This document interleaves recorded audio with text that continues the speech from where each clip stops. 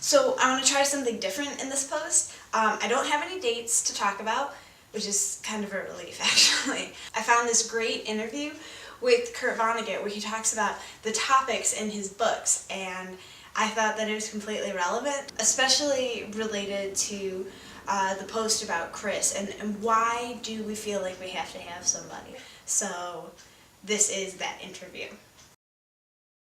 Let's talk about the women in your books. Well, there aren't any. No real women, no love. Is this worth expounding on? It's a mechanical problem.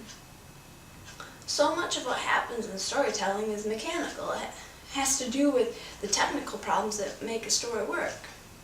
Cowboy and policeman stories, for example, always end in shootouts because shootouts are the most reliable mechanism for making such stories end. There's nothing like death to say what is always such an artificial thing to say.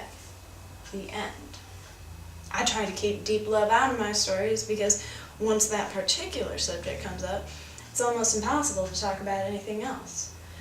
Readers go gaga about love. If a lover in a story finds his true love, that's the end of the story, even if World War III is about to start and the sky is black with flying saucers. So you keep love out.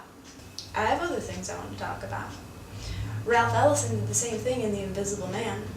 If the hero in that beautiful book had found somebody worth loving, somebody that was crazy about him, that would have been the end of the story. Celine did the same thing in Journey to the End of the Night.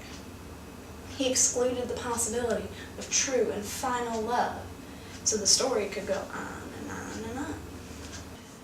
Not many writers talk about the mechanics of stories.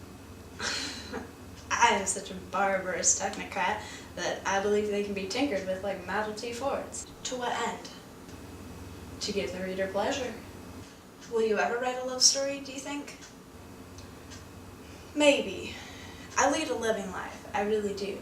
But even when I'm leading that living life and it's going so well, I sometimes find myself asking, couldn't we talk about something else for just a little while? I couldn't do anything to get my hair to look like Kurt Vonnegut's, and sorry for my terrible acting skills. I actually watched a bunch of interviews with Kurt Vonnegut, and great way to spend the afternoon.